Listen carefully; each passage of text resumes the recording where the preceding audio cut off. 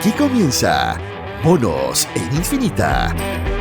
Una mirada profunda a la semana política, con el estilo mordaz y descarnado de Camilo Férez y Gonzalo Miller, y la inconfundible conducción de nuestra Connie Stipicic, en directo y en plataformas por la 100.1.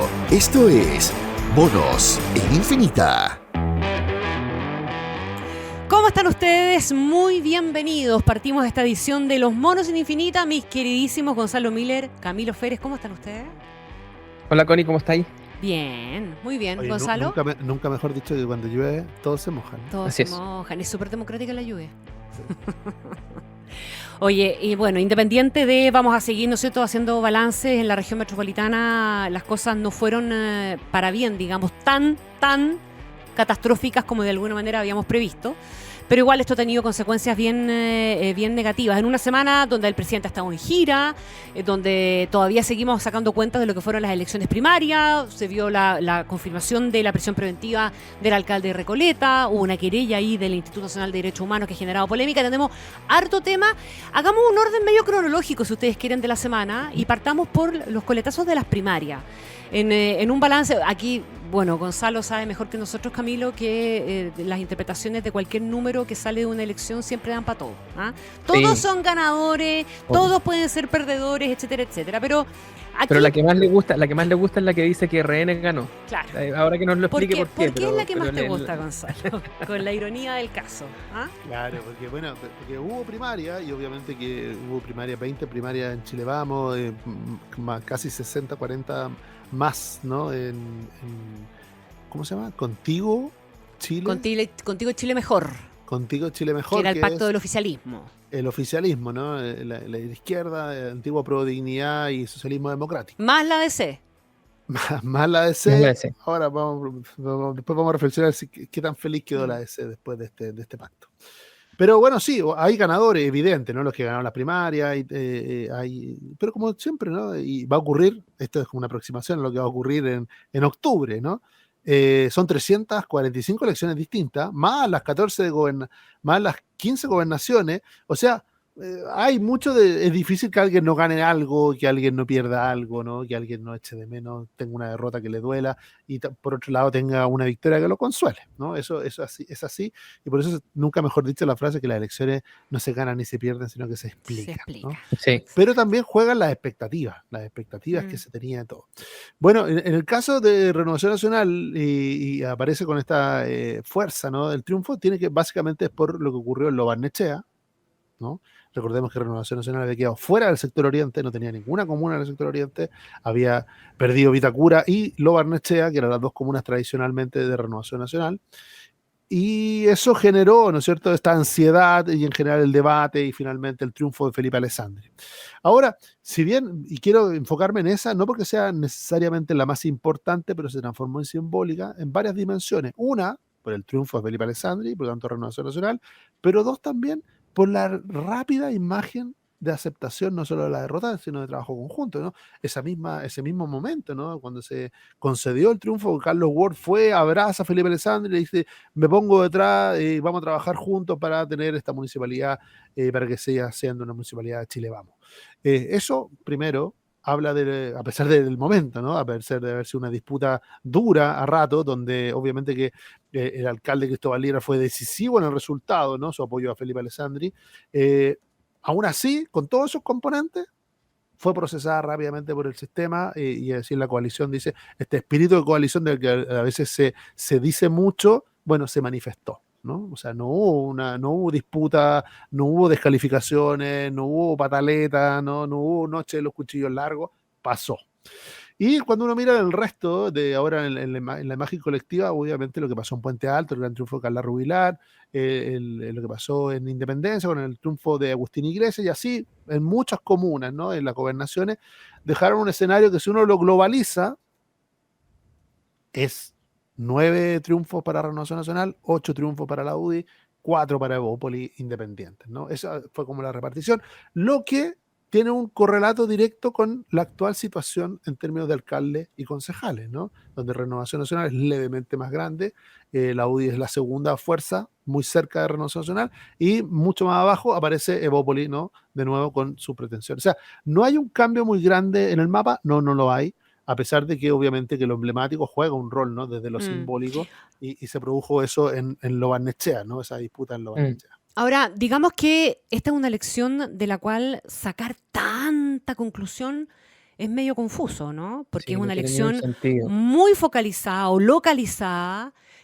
con voto voluntario, para resolver algunas disputas o decisiones en el fondo que no se tomaron en su momento. O sea, es difícil sacar mucha conclusión y proyectar esto necesariamente a lo que vaya a ser el resultado de octubre, ¿no?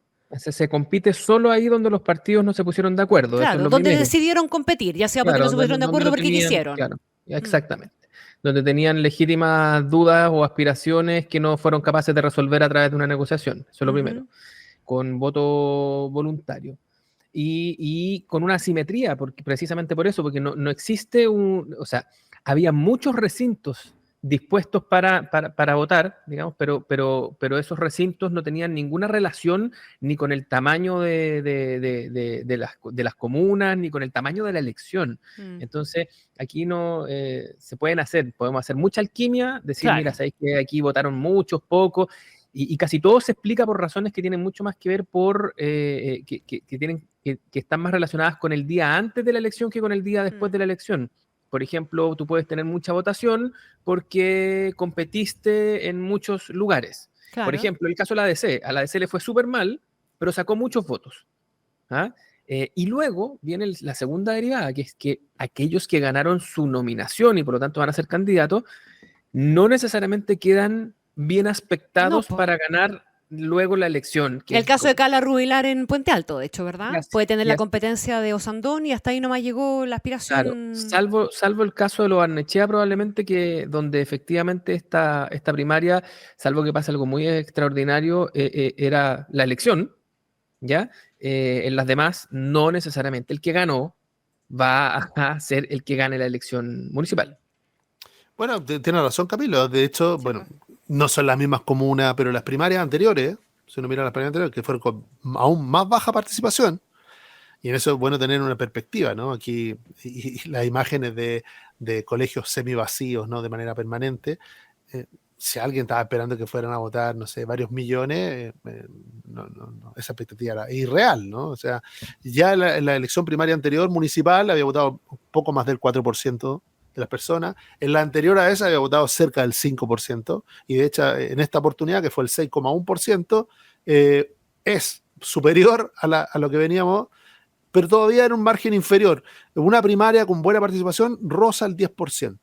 Ese es el estándar con voto voluntario, estamos hablando, ¿no? Porque en Argentina hay primarias obligatorias, con voto obligatorio, es un fenómeno distinto. Pero con voto voluntario, 10% aparecería como una primaria de una gran participación, tipo Estados Unidos y todo. Es muy raro que vote más del 10%. En algunas comunas de la región metropolitana votó más del 10%, ¿no? Y un poco lo que decía Camilo, la sensación de que en Lo Barnechea se definía el alcalde en la primaria. Sí, cuando se juegan cosas la gente participa. Votó el 18% en Lo Barnechea, ¿no? Y lo mismo en Independencia, terminó votando cerca del poquito por debajo del 10%. O sea, hay variaciones también de comuna en comuna, no en todas estaba en juego lo mismo, y obviamente eso hace que igual la política ansiosa de señales, de triunfos, ¿no? De imágenes, usa, ¿no? La usa, y eso es lo que hemos visto en estos días, ¿no? Imágenes de ganadores y de triunfo, y me parece también legítimo que así sea, ¿no? Porque finalmente si tú participas en una primaria y ganas, tienes todo el derecho a reclamar ese triunfo. Ahora, ¿permite esto precipitar en el fondo decisiones presidenciales, como vimos que sí pasó de alguna manera en la semana? Tuvimos el lanzamiento prácticamente oficial de la candidatura presidencial del alcalde de La Florida, Rodolfo Carter. No lo permite desde el punto de vista de lo que conversábamos recién. O sea, uno no puede sacar conclusiones políticas, electorales a partir de esta. Yo creo que más bien lo que pasa es que se cumplen ciertos ciclos. Y el alcalde, ¿cierto? En este caso Carter, aprovecha, él no compite, aprovecha una pequeña sensación de triunfo porque gana, ¿cierto? Su candidato. Pero luego, ¿cierto? Habiendo ahora un candidato a esa alcaldía y él tiene fecha de vencimiento, por lo tanto, o sale a sacar el ticket de candidato ahora, o pierde toda posibilidad, ¿cierto?, de ser incidente en la discusión política de aquí en lo que sigue. Por lo tanto, yo creo que lo suyo es más bien un cálculo de oportunidad, mirando el mapa completo de cómo se va a comportar se van a comportar los medios en relación a el debate político, y no tiene que ver derechamente, digamos, con una lectura electoral del resultado de las primarias, salvo que Gonzalo opine algo diferente. ¿Gonzalo? Sí, yo creo que, bueno, a propósito, y la política de oportunidad también, se le dio la oportunidad para volver a lanzar por cuarta o quinta vez, ¿no? Si uno hace el Google, el cuarto o quinto lanzamiento de la campaña presidencial del alcalde Carter, y lo hace de una manera así que refleja un poco lo que decía Camilo, esta ansiedad, ¿no? Esta ansiedad alguien decía ahí, llega como con pasado de revoluciones, ¿no? Poniéndole la pata arriba a la candidata que era número 1, a Evelyn Matei, diciendo te voy a derrotar en las elecciones, en las primarias, y de alguna manera también refleja esta sensación de que, a diferencia quizás de lo que fue el ciclo anterior, donde los independientes tuvieron un rol muy protagónico, fíjense ustedes en las primarias, que los independientes también tuvieron un rol muy protagónico, pero dentro del sistema. O sea, cuando uno mira los dos bloques, más en Chile Vamos, poco menos en la coalición oficialista, la presencia de independientes fue muy importante, casi 25% en la primaria oficialista, casi el 60% en el caso de Chile Vamos. Son figuras independientes, algunos dirán, bueno, independientes que tienen pasado militante, y algunas absolutamente independientes también, mezclado, pero ese fenómeno está ahí irrumpiendo. Pero ya no es una independencia fuera del sistema, es una independencia institucionalizada. Y por eso lo mismo ocurre en el caso del alcalde Carter, ¿no? Que es verdad que se le agota el tiempo, que tiene que, o él, su gran adversario es la opinión pública, ¿no? O sea, hace mucho rato que los candidatos presidenciales no lo eligen los partidos, lo eligen los ciudadanos a través de su manifestación de apoyo o de su identificación, ¿no? Pues si no, pregúntele al propio expresidente Ricardo Lagos, ¿no? En donde no logró que ni siquiera su partido lo inscribiera. ¿Por qué? Porque Alejandro Guillé era el que marcaba mucho más la encuesta. Ya, pero ¿tiene que preocuparse Evelyn Matei en alguna dimensión o no? O sea, que va a haber competencia, sí. Ahora tiene un desafiante que es bastante entusiasta, proactivo y bastante agresivo hasta aquí. No sé si va a ser el tono que mantenga. Yo creo que se equivocó en el tono, ¿no? Pero yo creo que ese tono agresivo y esa ansiedad tiene más que ver con, de nuevo, el saber de que juega contra el reloj. O sea, aquí la posición más cómoda, por decirlo a alguien, es la de quien ya está consolidada como la número 1 y que está como viendo que no equivocarse. Y por otro lado tiene un desafiante que hoy día no aparece en la opinión pública y que tiene que aparecer, ¿no? Necesariamente.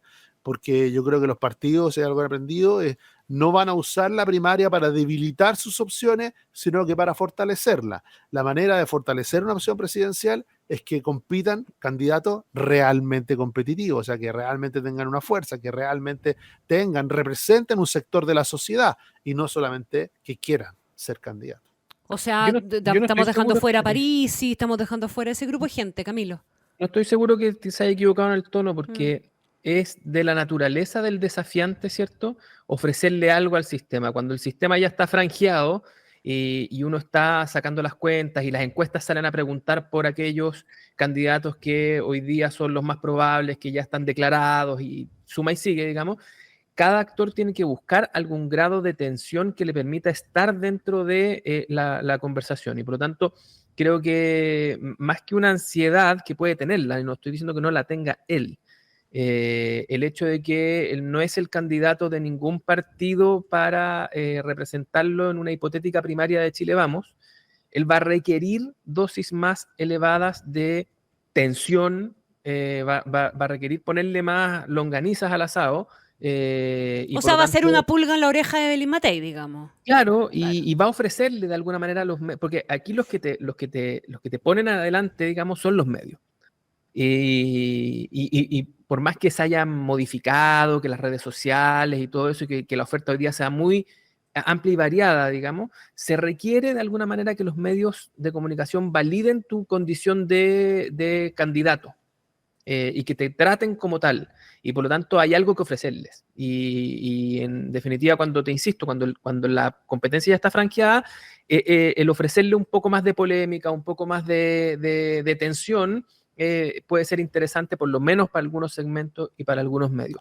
Y lo segundo es que hoy día la foto tiene una forma, pero esta foto está variando y va a cambiar. O sea, muy probablemente una vez que se haya despejado la elección municipal y de gobernadores, en ambas coaliciones vamos a tener que empezar a hablar de los candidatos y de los mecanismos de definición. Si las coaliciones se organizan en torno a primarias, los partidos van a tener que llevar o un candidato o a veces van a haber candidatos independientes. No nos olvidemos que en el caso de la región metropolitana, ¿cierto?, corre Orrego con evidentes intenciones de ser candidato dentro de una primaria del oficialismo, no obstante que no tiene partido. ¿Ya? O sea, va a estar en una condición similar a la de Carter, solo que va a venir de haber participado en una elección y va a tener que decir cuántos pares son tres moscas, cuántos votos obtuvo, ¿cierto? Y ese va a ser la credencial con la que él se va a presentar.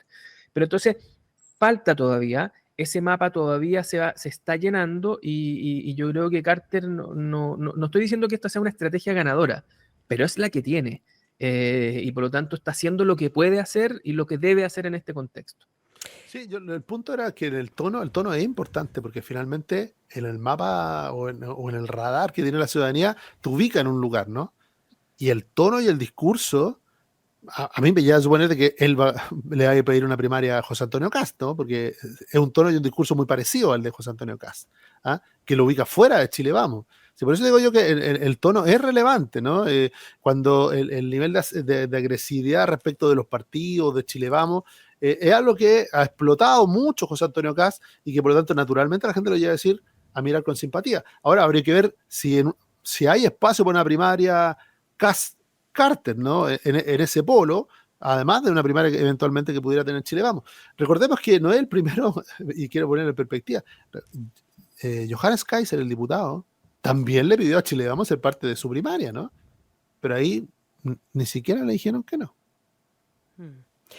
Se sacaron cuentas alegres por parte también del Frente Amplio y del Partido Comunista. Se habló incluso del desbalance de vuelta o la reiteración de esta idea, ¿verdad?, y que el socialismo democrático paga costo y que finalmente no logra imponerse. Pero también, de nuevo, lo mismo. Son pocos casos como para poder sacar una conclusión tan anticipada. Solo para rematar la conversación respecto de las primarias en lo que pasó efectivamente al otro lado, pues, en el lado del oficialismo más la democracia cristiana. Sí, la DC ya era crónica de una muerte anunciada. Ellos mismos se habían puesto el parche en telería y Gonzalo también lo había dicho varias veces en este programa.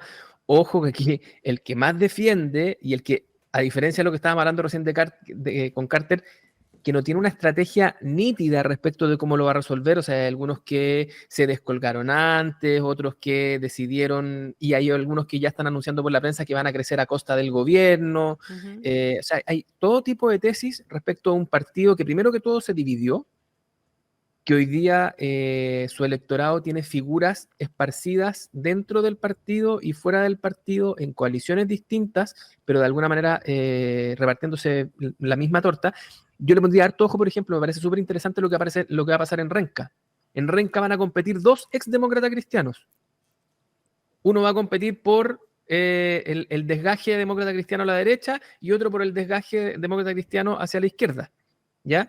Pero sin embargo, ambos vienen del tronco demócrata cristiano, por lo tanto, eso en distinta medida, ¿cierto?, es lo que le está pasando a la ADC, como que se está muriendo demográficamente, como que se le van muriendo los electores, y por lo tanto, esta es como una larga agonía en la que va perdiendo presencia y centralidad dentro del mapa.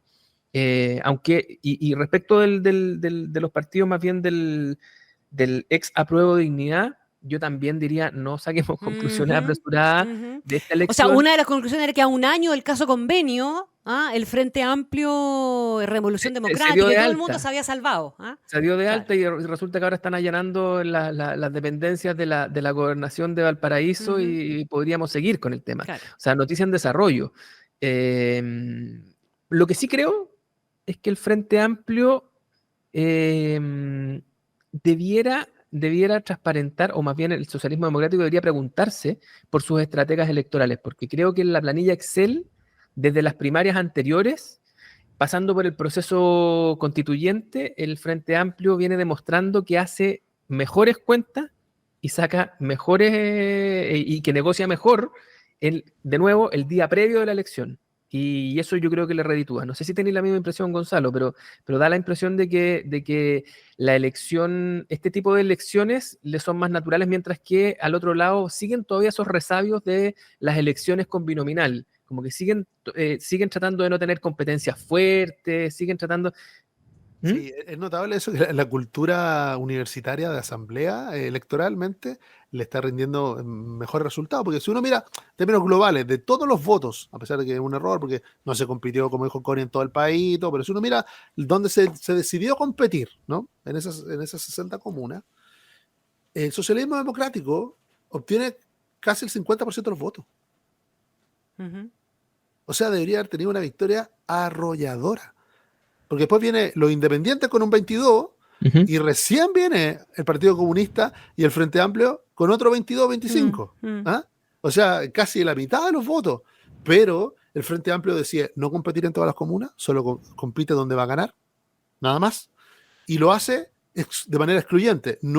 Casi nunca lo hace superponiéndose a otras fuerzas progresistas, sino que lo hace solo, ¿no? O sea, no compite Convergencia Social, con Revolución Democrática en la misma comuna, No, pues están jugando el juego de ser el partido único del Frente Amplio. Claro, tratan de a todo ese electorado traducirlo en una fuerza. Y en cambio, los que sí se compitieron entre ellos, el socialismo democrático, ¿no? Los socialistas compiten con el PPD, compiten con los radicales, compiten con la democracia cristiana, no en todas las comunas, pero sí, obviamente, había una mayor dispersión y división. Entonces, teniendo más fuerza, tuvieron un peor resultado. Y en eso fueron mucho más estratégicos el Partido Comunista, que se anotó una victoria importante en Antofagasta. Algunos dicen que puede ser esa victoria le puede significar que no ganen Antofagasta, pero le significó una victoria, se impusieron a otras fuerzas políticas, y cuando decimos que no pega lo de RD, sí pega, porque recordemos que Antofagasta era un stronghold de Revolución Democrática, ¿no? Ahí están sus parlamentarios, ahí está su fuerza electoral, y resulta que ahora fue el Partido Comunista el que triunfó en esa fuerza. Se impuso en esa primaria. Entonces, yo creo que aquí fue mucho más táctico, estratégico, eligió sus peleas, se impuso en Peñalolén, por ejemplo, Revolución Democrática, que se notó como un gran triunfo, y aprovechó de nuevo, ¿qué aprovechó? La división del socialismo democrático, ¿no? Aprovechó esa división. Ahora, una pregunta que yo sé que es bien difícil de responder, pero es interesante, porque uno mira todo esto y aparece casi como fenómenos al lado de ciertas contingencias. El Partido Comunista saca cuentas alegres, pero tiene a su ex candidato presidencial hoy día preso, confirmado por la Corte de Apelaciones. Revolución Democrática sigue viviendo coletazos del caso Convenio. Ya veíamos lo que estaba pasando en el Gore Valparaíso, y hay situaciones similares en otros Gore. Y dos de sus personajes emblemáticos en su momento también del caso Democracia Viva, también pasando por un proceso judicial. Vamos a llegar a octubre con esos casos probablemente encendidos. Y sin ninguna claridad de cuál puede ser el efecto real que esos casos de verdad tengan frente a un electorado que va a acudir con voto obligatorio a votar. Porque aquí es el público de siempre, el que va a votar donde los partidos se la juegan. Pero es bien distinto el tema, me imagino yo, en una convocatoria masiva, general y obligatoria. Totalmente. Totalmente, yo creo que además los partidos van a tener que resolver con qué figura van a inicialmente competir. Acuérdate que aquí muchos de esos candidatos parlamentarios van a tener que levantar un candidato a su primaria. Sea esta una primaria de, por ejemplo, en el caso de ahora, de todo el oficialismo, o sean nuevamente dos primarias. Imagínate que nuevamente se compite el Frente Amplio con el PC y compite el socialismo democrático dentro de ellos. Entonces, eso además los llevaría a tener un candidato en primera vuelta. Y por lo tanto, necesariamente a tener un candidato para competir con sus aspirantes al Parlamento. O, al revés, digamos, desprenderse de eso e irse de hacha a los nichos electorales, que podría ser una mejor estrategia parlamentaria, pero que es renunciar definitivamente, digamos, a la posibilidad presidencial. Cuestión que efectivamente sí le podría servir a partidos como el Partido Comunista. El Partido Comunista tiene lo que demuestra elección tras elección es que tiene una cantidad de votantes súper nítida. Si eso lo agrega a una buena negociación, como lo que estábamos conversando recién, y se desprende rápido de la idea de tener un candidato presidencial, bueno, tal vez haga en esta estrategia incremental del PC sume ya ahora no solamente algunos diputados, algunos senadores, sino que tal vez otro senador más, anda a saber tú. Y así podríamos ver un nuevo crecimiento en el margen del PC. Sí, yo ahí daría una nota, porque una cosa es que el esfuerzo parlamentario, que siempre es todavía, ¿no? Con las reglas del juego que tenemos hoy día, es más de nicho, ¿no? Regido bajo la proporcionalidad, donde claramente el Partido Comunista le tiene que hablar solamente a público y a audiencias específicas. Ya lo hemos visto como fenómeno, este 30% irreductible pareciera del Frente Amplio del Partido Comunista, que apoyan al presidente Boric a todo evento, contra viento y contra marea. Bueno, es el mundo donde el Partido Comunista tiene sus votos y por lo tanto dice, este es un paraguas lo suficientemente grande para crecer incluso, ¿no? O sea, para aspirar a crecer en representación. El punto es de que ahora para alcaldes, gobernadores y para los candidatos presidenciales, las reglas son otras. ¿Ah? Nos olvidamos de lo proporcional y aquí sí avanzamos hacia lo mayoritario, es decir, la necesidad de... Y ahí es donde empiezan a golpear los temas de opinión pública, ¿no? Los malos momentos de algunos liderazgos, es ahí en el margen, ¿no? En el último margen el que hace la diferencia y lo que explica que, por ejemplo, que una figura tan resistida por el Partido Comunista y la izquierda en general como el gobernador Orrego, que recordemos que de la manera en que ganó, ¿no? Él ganó como resistiendo a esa izquierda que venía avasallando, que terminó llegando a la moneda. Con votos del barrio alto, claro, porque se le enrostró mucho en eso. general, ¿no? Sí, pero sí. muy... Orrego ha estado como el diputado Soto, ha estado en todos los casilleros. Claro. Ha estado en el casillero pero anti-octubrista, en el pero octubrista. hoy día no tiene competencia por la izquierda, Orrego, ¿no? No. No la tiene, ¿no? Y gran parte del liderazgo que tiene hoy día tiene que ver con ese componente. Entonces, hasta ahora, ¿no? Recordemos, falta un mes para la inscripción, más de un mes para la inscripción de las candidaturas. Pero hasta ahora no tiene competencia por la izquierda. Entonces, ¿qué es lo que explica ese fenómeno? Yo creo que lo explica esta sensación de reacomodo, decirle, ¿no hay en la izquierda alguien que le disputa a Orrego? Sí, claro que lo hay, ¿no? El tema es de que no hay alguien con capacidad de llegar al 50%. Como sí le reconocen a Orrego que tiene esa capacidad, ¿por qué? También por algo que les molesta, pero que al final lo hace más competitivo, que es la distancia que ha mantenido Orrego en algunas líneas del gobierno, ¿no? No se ha transformado en un gobernador oficialista, a pesar de que está permanentemente en la cuerda floja, ¿no? Ahora, digamos que dentro del oficialismo hay varios que han tomado cierta distancia del propio oficialismo. O sea, tenemos al mismo Partido Comunista. Y vamos a la vuelta comercial, los quiero invitar a conversar sobre las reflexiones del presidente Boric respecto de Venezuela, de Rusia, de la última derecha y también la amenaza de reforma o retiro que desordena el naipe del oficialismo de manera muy fuerte. O sea, tú hoy día tienes una oposición en casa a decisiones mucho más conservadoras de parte del gobierno o más moderadas de parte del gobierno que lo alejan un poquitito de su público duro en un año electoral. Eso parece ser bien complejo también. ¿Les parece que hagamos el corte? Estamos en Los Monos en Infinita, en la 100.1 por los canales de YouTube también del Comando Jungla y por cierto también los de Radio Infinita. Vamos y volvemos. Escuchas Monos en Infinita con Connie Stipicic, Camilo Férez y Gonzalo Miller. Pausa y ya volvemos.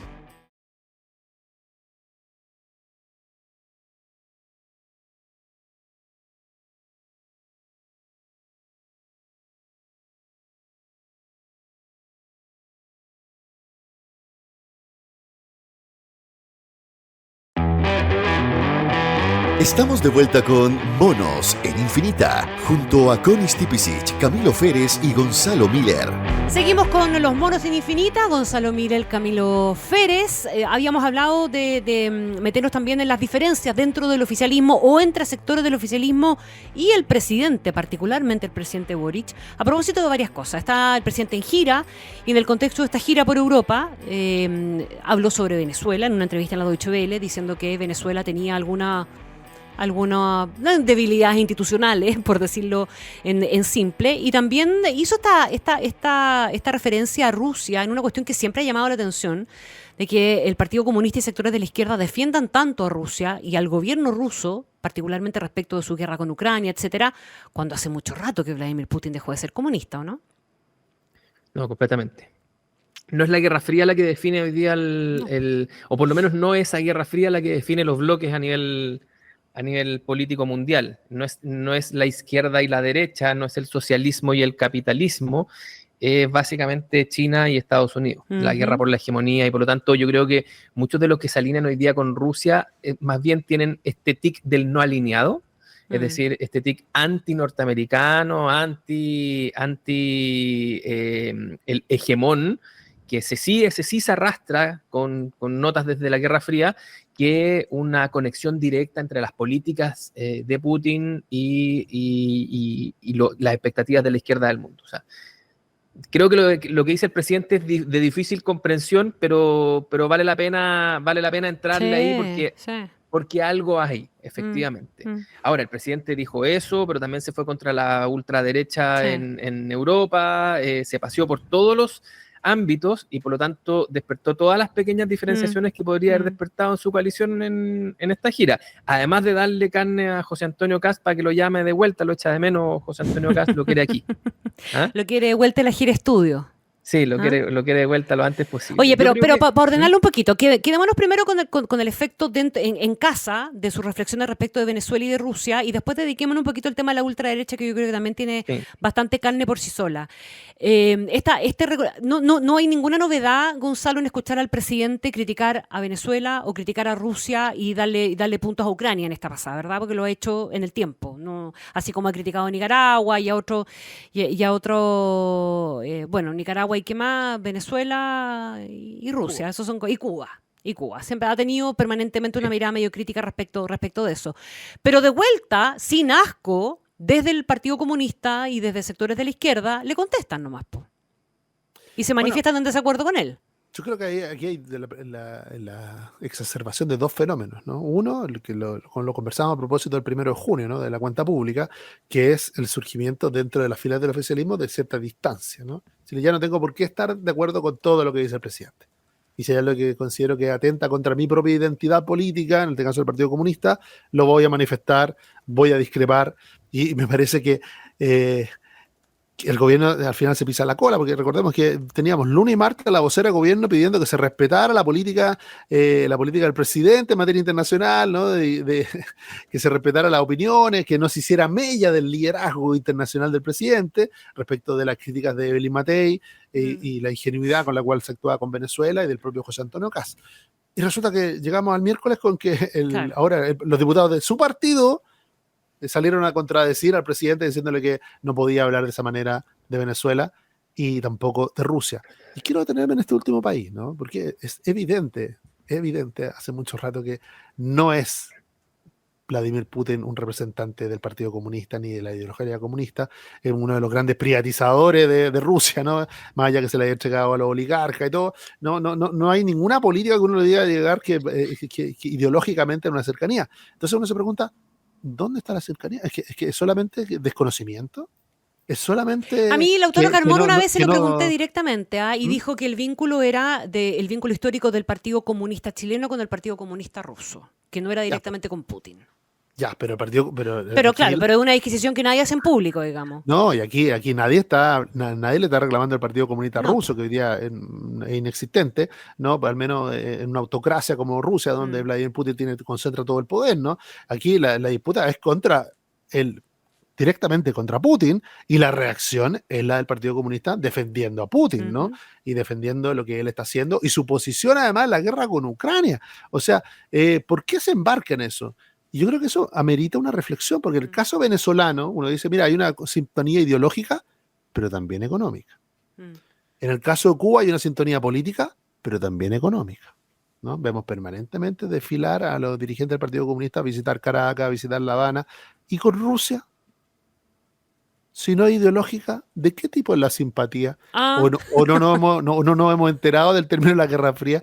¿Dónde está? Porque esto que Camilo describe en lógicas tradicionales, institucionales, como los no alineados, es un soft power que Vladimir Putin sí ha expandido por el mundo, ¿no? Él sí tiene operando a muchos agentes políticos en las distintas democracias occidentales, incluido Estados Unidos, con financiamiento, con medios de comunicación propios, con redes sociales. Entonces uno debe decirle, bueno, si no es política la simpatía, ¿de dónde vendría la simpatía por el señor Putin? Era bueno el personaje que hacía de Putin en House of Cards, ¿se acuerdan ustedes o no? Extraordinario. Extraordinario. De Además que acuerdo. cualquier parecido Sí. con la realidad es mera Muy, coincidencia. muy ¿Ah? parecido, sí. Muy parecido. Muy bueno.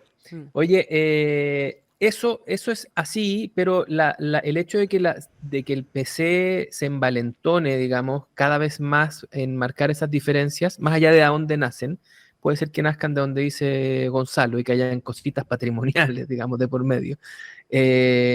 O pueden ser otras razones, o como te digo yo, estas reminiscencias del anti-norteamericanismo.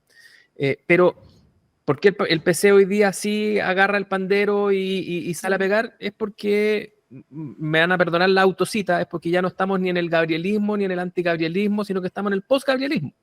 El gobierno se acabó el 1 de junio, hoy día esto es electoral y por lo tanto hoy día todos crecen a costa del gobierno, tensionando al gobierno, diciendo que, como tú bien citabas recién, que o retiros o reforma, y siempre con excusas que son poco sostenibles, o sea, porque además el que dice retiro o reforma lo dice con una retórica como si estuviese emplazando a la derecha. Pero sin embargo tiene Y es al del partido del gobierno, del presidente, además. Exactamente. Entonces dice, no, porque si la derecha no quiere avanzar en una reforma tributaria, entonces tenemos que avanzar en retiro. De la misma manera, como recordábamos el programa anterior, que la derecha, frente al gobierno de Sebastián Piñera, decía lo mismo. Es decir, a mí no me gusta esta política pública, pero si es que no se viabilizan más ayudas, no me queda otra que seguir con esto. ¿Cierto? Todos ven en esta cuestión como si fuera una fatalidad, pero finalmente van desfilando a eso. Y la diferencia que marca el PC con el presidente yo creo que responde exactamente a lo mismo. El presidente deja de ser, el gobierno deja de ser algo a lo que haya que sostener, ¿cierto? Más allá de mantener el gobierno y de seguir estando en él. Yo no veo al Partido Comunista retirándose del gobierno, ni mucho menos, pero sí hay espacios en los cuales comienza a ser un factor de diferenciación y no necesariamente un factor de unión. Y eso es lo que determina, hoy día es lo que sobredetermina la realidad. El panorama electoral es lo que sobredetermina la realidad y el resto es música. Como que hubiera un sector a cargo de mantener el público duro mientras el presidente y el gobierno hacen lo que tiene que hacer, ¿o no? Sí, pero cada uno buscando la libre su oportunidad. Por supuesto. Porque ya hablamos del análisis cómo se abre el Partido Comunista defendiendo a Venezuela, defendiendo incluso a Putin y ya. Pero en algo que pasó un poquito más desapercibido, pero que yo encuentro aún más complejo, si hablamos de la reforma de pensiones, es que el senador Lagos Weber, ¿no? Que nadie va a decir que es el rey de los díscolos, ni no, es como de profesión muy institucional, muy ordenado y todo, dijo, oiga, ¿qué espacio hay para un acuerdo 5-1? Que parece que es algo que él ya había conversado con varios senadores, lo había socializado, ¿no? Para viabilizar la reforma. Y resulta que la ministra Jara le pegó un portazo de eso por ningún motivo. ¡Pah! Esa conversación no va más. Ahí murió. Eso, no, por eso te digo, es que hay dispersión. Porque vamos a pasar al 4-2. Eso, de alguna manera, por eso digo, ¿qué es finalmente? Más allá de la voluntad del senador Lagos Weber por alcanzar un acuerdo, sus destrezas políticas, su capacidad o credibilidad en la oposición, dejemos eso de lado un ratito. El discurso que venía construyendo el gobierno en torno de que la derecha no quería una reforma de pensiones sufre una grieta producida por un senador del PPD que dice, oiga, ya está no, al primero que le pegaron un portazo fue al que abrió una puerta para alcanzar un acuerdo. Claro, porque cuando termine el gobierno, es que eso se explica muy simple. Cuando termine el gobierno, va a haber un grupo dentro del gobierno que quiere mostrar que fueron capaces de hacer algo, los que se van a poner sobre el atributo de gobernabilidad. Y hay otro grupo. Póngale el nombre. Y hay otro, ese es el socialismo democrático, es básicamente el eje Toá Marcel, ¿cierto? Básicamente. En el cual cada día parece militar más el presidente. Y quienes están bajo esa tesis que, por ejemplo, no es la bancada de diputados del PPD, que en realidad es como una especie como de federación balcánica, ¿cierto? Son como unos Balcanes políticos, pero sí, en buena medida, el Partido Socialista y gente como Lagos Weber, ¿cierto? El ethos de la concertación. ¿Ya? Ese mundo, digamos, entiende que su entregable después del gobierno va a ser la gobernanza, el haber sacado cuestiones adelante. Y el otro mundo, lo que va a decir es, nosotros intentamos hacer un montón de cosas, pero no pudimos, porque la derecha, y cada vez más se asoma, porque el enemigo interno, porque el socialismo democrático entregó demasiado, porque no sé qué. Entonces, en ese otro mundo, digamos, están divididas las aguas. Y yo creo que pongámosle rostro a eso también, la ministra Jara, ese es el PC, ese es el Frente Amplio, y se está viendo de manera cada vez más nítida. Y en ese escenario la ministra Jara está, cada día que pasa, dejando de ser más ministra del gobierno y comenzando a ser una candidata del PC, y por lo tanto es lógico que a ella le agrade más, salvo que pueda liderar un acuerdo en pensiones y sacar algo limpio con eso, mantener viva la bandera de lo que quería hacer y que finalmente la derecha le impidió.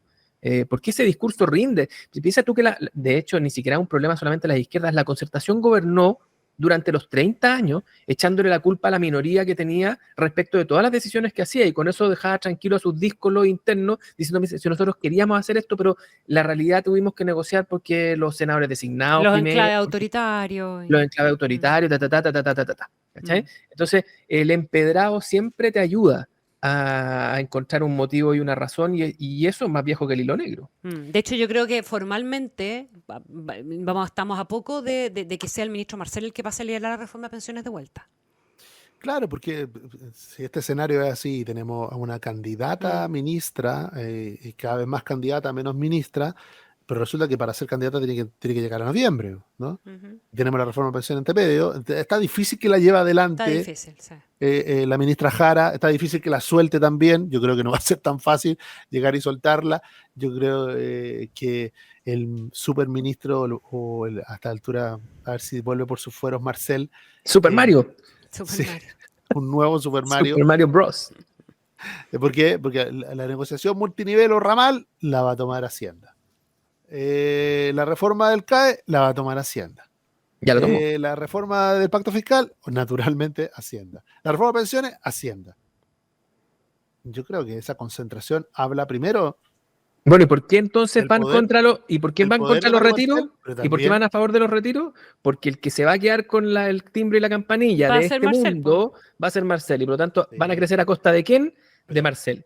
Marcel va a ser el fusible para pegarle al gobierno sin pegarle al gobierno. Lo hace débil, lo hace blanco, natural, de toda la disidencia del partido. ¿Por qué perdimos? Le vamos a poner nombre a la derrota. Mario Marcel. Claro. ¿Injusto? Puede serlo. O sea, van a haber dos coñetes para efectos del oficialismo. Los bancos y Marcel. Y Marcel, claro. ¿Ah? Claro. Ahora, una pregunta. Quiero volver después con el tema de la ultraderecha, pero para terminar con la amenaza o el chantaje de la reforma o el retiro, ustedes que también tienen la sensibilidad de captar cómo opera el mundo parlamentario en un año electoral, ¿hay espacio para un nuevo retiro, fondo? Yo creo que no, por lo menos los últimos 3, si no me equivoco, porque este es el séptimo. Sí. Se aprobaron 3, vamos 3-3, pero los primeros 3 se aprobaron en medio de la pandemia, en medio de la crisis, en medio después post-estallido, y con un gobierno muy debilitado y con un Congreso en la locura. Se aprobaron 3, pero después pasaron las elecciones y se han ido rechazando todo. O sea, los últimos 3 se han rechazado, no veo que haya espacio para un séptimo retiro. ¿Camilo? No, en el escenario actual no hay, pero hay para quilombo. Para meter ruido. Y claro, y eso ya es suficiente incentivo para todos los que estén aspirando, como decía Gonzalo hace un rato, a una elección proporcional con un nichito electoral determinado. Así que yo creo que del ruido no nos libramos. De acuerdo. Sí, porque el ruido político, en eso es importante también la memoria política, ¿no? Hay mucho cuando miran en qué momento el gobierno empezó, el declive del gobierno y de la aprobación presidencial, y cuando uno mira las encuestas, coincide, no digo que sea factor ni el único determinante, porque nunca lo es en un fenómeno social y político, pero coincide el timing con el rechazo del primer retiro durante este gobierno. Ese rechazo y el sacrificio que hubo en ordenar la fila y explicar por qué, y el cambio de oposición, le generó una caída, en la primera gran caída en popularidad del presidente Gabriel Boric, tuvo que ver con esto. Entonces yo creo que ahí en el gobierno también esa sensación de que decir que no te hace daño, sobre todo cuando hiciste de eso una bandera de lucha. Recordemos que el candidato Gabriel Boric fue a votar paró, hizo una pausa para ir a votar a favor del retiro número 4. Ya, pero nadie podría pensar que a partir de eso el gobierno vaya a cambiar de opinión. Eso ya es costo asumido No, ya. pero es un costo asumido que, como siempre, no todos quieren compartir. No, Ya, claro. quiero volver con el tema de la ultraderecha, porque fue a propósito de la llegada del presidente Boric justo el día siguiente del resultado de las elecciones en el Parlamento Europeo, ¿verdad? Que le preguntaron al presidente si le preocupaba el avance de la ultraderecha que efectivamente mostró una tendencia a crecer en las últimas elecciones parlamentarias en la Unión Europea. Y él habló, claro, que le preguntaron por la ultraderecha en el continente y por la ultraderecha en Chile. Y a partir de eso ha hecho algunas reflexiones respecto de la ultraderecha y la preocupación que le pueda generar o no. Yo creo que tuvo una buena respuesta cuando le preguntaron por Kast, dijo que él creía en la democracia. Check, bien. Pero después ha hecho algunas reflexiones que a mí me hacen pensar que de nuevo, de vuelta, todavía no estamos leyendo correctamente por qué se están dando estos resultados electorales a nivel internacional, no solamente en Chile. En Chile los hemos tenido con el avance republicano, ¿verdad? Y se están dando en Europa. Y los votantes de eso, en esos casos, lo conversamos un ratito hoy día en la mañana, Camilo, son gente joven y son trabajadores, que básicamente están votando contra lo que sienten son amenazas y no necesariamente a favor de una cuestión ideológica. Y el presidente coloca el tema de la ultraderecha siempre en clave muy ideológica. Habla de la cuestión climática, de la oposición que tienen a organismos internacionales como Naciones Unidas, de los temas del género, etcétera, etcétera, pero no se mete en esta otra dimensión que parece ser la que está también explicando una parte importante del avance de la derecha en el mundo. ¿Quién? Yo tengo lo conversamos hoy día en la mañana un ratito, Connie. Yo creo que esta cuestión hay que leerla en un ciclo más o menos largo. O sea, no es una sorpresa que estos populismos, en algunos casos son ultraderechismo, en otros casos son populismos de izquierda. O sea, no es raro que estén creciendo un conjunto de discursos que son al mismo tiempo carismáticos, muy en la lógica de los medios, muy pasados para la punta, donde los extremos obviamente son Milei y otros, pero Meloni también tiene lo suyo. O sea, todos tienen este talento de alguna manera de ser más desfachatados que el resto. ¿Para qué decir Trump? ¿Cierto? Bolsonaro, Bukele, y así suma y sigue. Y tienen, en los países como del primer mundo, tienen un tipo de expresión y en los nuestros tienen otra que es más o menos intermedia. Si bien para los países del primer mundo el gran enemigo es la globalización, ¿cierto? Y en Europa fundamentalmente la Unión Europea, por eso el Brexit, por eso, ¿cierto? Es eso, y por lo tanto el discurso nacionalista y proteccionista tiene que ver con que los políticos están pensando, ¿cierto?, en Bruselas, cuando en realidad tenemos problemas con los trabajadores en tal distrito chico dentro de París. ¿Te fijas, no? O sea, ese discurso localista, proteccionista, no distingue, creo yo, tan nítidamente a las izquierdas de las derechas, sino que más bien es este discurso más bien antiglobalización primero, y hoy día, ¿cierto?, antimigración y anti lo que sea. Nosotros tenemos una versión un poco más fruna de esa misma discusión, pero sigue el mismo vector, ¿ya? Y en eso estamos unidos, en eso tenemos las mismas amenazas. Y ojo, que aquellos países donde se ha hecho este frente común contra los extremos no necesariamente han obtenido los buenos resultados que esperan, porque si hay algo que domina la escena, y por eso son tan carismáticos, por así decirlo, los representantes, es precisamente la polaridad.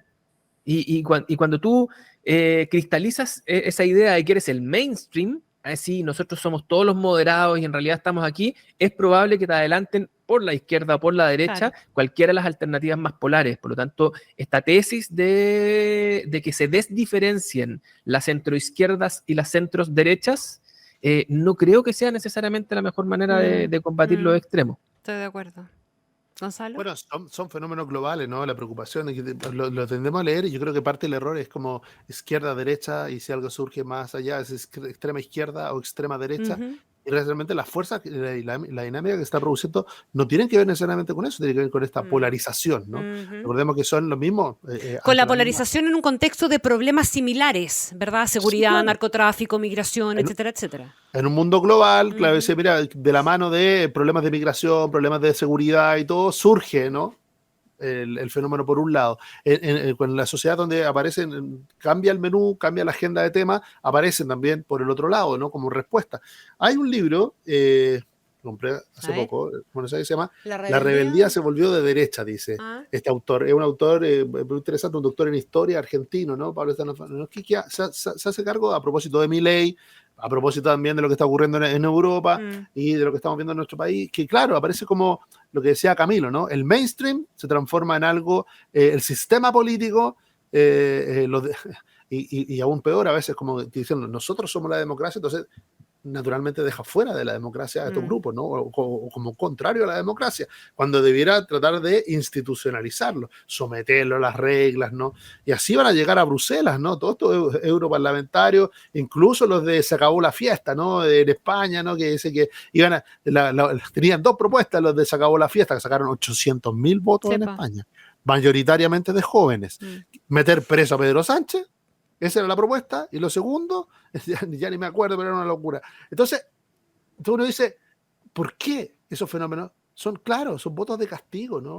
Son votos antisistema. Son, dice, oye, estamos desconformes con que Bruselas mira nuestra realidad desde muy lejos, en el caso europeo, ¿no? O con que el poder mira mi realidad desde muy lejos, no me entiende. O no me están solucionando los problemas y no es que vote contra el sistema, sino que contra ustedes. Claro. Y no, además que construyes un enemigo, por ejemplo, esa élite en Bruselas, que financio yo con mis impuestos en Londres. ¿Ya? Y así suma y sigue. Es lo que hizo Trump respecto de los operadores en Washington, ¿no? Exactamente lo mismo. Y así, ¿no? La casta en Argentina. Hay una mecánica de aprovechar esa fuerza. Y lo segundo, que es algo que siempre nos preocupa, ¿no? Lo de los jóvenes, que tiene que ver también con lógica. ¿Por qué son tan fácilmente polarizables los jóvenes? Alguien podría decirlo, bueno, un fenómeno tradicional, histórico, pero especialmente en estas generaciones, ¿no? Y hay otro libro, puros libros hoy día, ¿no? Estamos pero tomando nota. Se llama La transformación de la mente moderna, de un psicólogo social, Jonathan Haidt, que explica un poco cómo 3 malas ideas hacen daño, ¿no? En esta transformación de la mente de las personas que la alejan del pensamiento crítico, la alejan de la tolerancia. Él está mirando lo que estaba ocurriendo en la universidad en 2016-2017 en Estados Unidos. Se volvió a repetir. ¿Por qué con tanta facilidad la élite cae en la violencia o en la intolerancia frente a lo distinto o que frente a surge la agresión? Y parte de lo que dice que tiene que ver con la manera en que esa generación, los centennials, algunos se ríen, uno mira redes sociales, está lleno de decirle como frágiles, ¿no? La generación de cristal. Claro, porque han sido sobreprotegidos y por lo tanto de alguna manera sienten que cualquier elemento que amenace su situación, su realidad, se transforma en un adversario, en un enemigo muy rápidamente, y de nuevo es algo que yo tengo que rechazar. Y esos discursos, los discursos que han prendido en Europa con distintas denominaciones, ¿no? Más allá que no son mayoritarios en todos los países, pero sí han irrumpido, ¿no? Aparecen en un segundo lugar en Alemania, aparecen en un tercer lugar en España, aparecen matizadamente, porque no es igual en Italia, ¿no? En Italia aparecen en el primer lugar, pero de una manera distinta, pero sí en Francia, ¿no? ¿Y qué hace ese discurso? Bueno, eso es lo que tenemos que encontrar, cómo esos jóvenes ven que una manera de decirle, bueno, tengo una amenaza, necesito a alguien que me proteja, y resulta que los discursos de protección han venido de estos sectores. En cambio, por otro lado, las izquierdas tradicionales, los socialismos tradicionales dicen, no, mire, usted tiene que aceptar este europeísmo, tiene que aceptar estos riesgos, tiene que aceptar a los migrantes, o sea, no me quieren proteger. Y aparece una protección, puede ser en el lugar equivocado. Para algunos el lugar equivocado, pero es la protección por la que tú optas en ese minuto. Son distintos proteccionismos, pero van hacia el mismo lugar. Es decir, es la idea de que tú le dices a alguien que le está cambiando dramáticamente sus formas de vida, de que eso no es porque se hayan producido cambios societales, sino porque hay un culpable. Y ese culpable tú le dices el delincuente migrante o el trabajador barato migrante o las empresas chinas que se llevan, ¿cierto? Y que hacen no sé qué, y así. Y entonces lo que tú haces es que ese político mainstream, ¿cierto? El que sea por desidia, porque está preocupado de sus propias comodidades, no les presta atención, o B, derechamente son cómplices de esa realidad. Entonces, claro, a eso es lo que estamos desafiados hoy día en distintos niveles, con distintos discursos. Oye, sin darle la lata, pero estoy muy entretenido leyendo a Jonathan Haidt, un gran psicólogo social. Él dice, hay tres, porque lo hace muy pedagógicamente, dice, hay tres síntomas, ¿no? Que si usted quiere mirar su sociedad, a ver, un termómetro, ¿no? ¿Cómo estamos? ¿Qué tan sano? Un checklist. Dice, fíjese, aumento del deterioro de la salud mental. Primer síntoma. Segundo, polarización social. Check. Tercero, limitación grave del pensamiento crítico. Check. Es decir, no te puedes salir. La cancelación. La cancelación. Si usted tiene esas tres consecuencias, significa que, bueno, hay un problema, viene la polarización. La mesa está servida. La mesa está servida y nosotros seguimos leyendo mal, ¿verdad? Eso fue lo que a mí más me inquietó de la asociación que hizo el presidente Boric de los resultados ultraderecha con estas otras cuestiones que ya son medio consignas a estas alturas, cuando la problemática es mucho más profunda. Lo vimos en Chile con el resultado del Consejo Constitucional y el triunfo republicano. Si ese no era un voto republicano, era un voto que quería mandar un mensaje finalmente. Porque ese mismo público después le votó en contra la Constitución a los republicanos, porque no le gustó tampoco. Entonces, yo creo que tenemos ahí un problema de sintonía fina del mundo político que todavía no lee exactamente para dónde va, y esto no digo que pasa solamente en Chile, yo creo que pasa en muchas otras partes. Oye, una reflexión chiquitita respecto de la cancelación, y a propósito de lo que está pasando en la Universidad de Chile, que también, de nuevo, si miramos esto solo por lo que está pasando en casa o solo lo que está pasando en la Universidad de Chile, yo creo que aquí hay que remontarse al jarro de agua de María Música en el año 2000 y poco, para entender un poquitito cómo hemos ido desmantelando nuestra institucionalidad en materia educacional y todo lo que significa en términos de respeto a la autoridad, de reconocimiento del otro y de forma de hacer las cosas y una larga lista, etcétera. Sí, y pero hoy día está usado además por el hecho de que la política universitaria, que siempre ha sido, o cada cierto tiempo, ¿cierto?, nutre a la política nacional. Se fue a las pailas. Ahora le fue tan bien que pobló completamente la política nacional, y hoy día existe un vacío, digamos, una desconexión de la política universitaria, interna y externamente, que la lleva, digamos, a esto que es más bien los discursos más extremos, más pintorescos, digamos, más pasados para la punta. Oye, un poco por lo mismo que estábamos conversando antes respecto de Carter. Cuando tú estás fuera de la conversación, requieres más altisonancia para meterte dentro de ella. Y yo creo que eso es lo que le está pasando hoy día a las políticas universitarias. Y mira, no alcanza ni siquiera los quórum para las votaciones en los que se supone que son el faro de la política local. No, yo creo que siempre uno dice, mira, es algo que viene pasando hace mucho rato, pero siempre es grave, ¿no? Respecto a la Universidad de Chile, y no solo a la Universidad de Chile, ¿no? Es algo que perfectamente puede ocurrir en el resto del sistema. Tiene que ver que, de nuevo, con la manera de procesar la diferencia, ¿no? Sí, ahí está la falla, ¿no? Desde la lógica del victimismo, más allá de los temas puntualmente, ¿no? Porque la víctima, obviamente, que tiene todo el derecho de pararse en esa situación, pero cuando se transforma en victimismo, es decir, que yo adhiero a la víctima, me comporto como víctima porque adhiero a él, a su posición, se imposibilita el diálogo, porque no hay posibilidad de diálogo entre víctima y victimario, ¿no? Si no toma cierta distancia, por eso que es las limitaciones del pensamiento crítico, decirle, existe la posibilidad de mirar con alguna distancia lo que ocurre en Gaza, existe la posibilidad de mirar en cualquier conflicto, ¿no? Alguna distancia, porque si renunciamos a eso, significa que no podemos tener pensamiento crítico, no podemos elaborar nuevas ideas, no podemos mirar el juicio. Entonces, queda muy a la mano la cancelación, ¿no? Es decir, si tú o estás en la toma o eres parte de las victimarios, ¿no? Por eso estoy tan en contra de lo que dijo Sebastián Edwards el otro día de eliminar las humanidades. Si no, el desarrollo del pensamiento crítico, digamos, mejorarlas, pero eliminarlas, nos metimos en otra dimensión. Sí, es verdad, pero reformarlas. No, arreglarlas, reformarlas de todas maneras, pero no eliminarlas. Señores, se nos acabó el tiempo. Como siempre, un gustazo. Cuídense mucho, nos repetimos el domingo a las 10 de la mañana y nos vamos viendo y conversando. Un abrazo grande. Chao. Chao. Muy bien. Chao. Aquí termina Monos en Infinita, una mirada profunda a la semana política, con el estilo mordaz y descarnado de Camilo Férez y Gonzalo Miller, y la inconfundible conducción de nuestra Connie Pisic, en directo y en plataformas por la 100.1. Esto fue Monos en Infinita.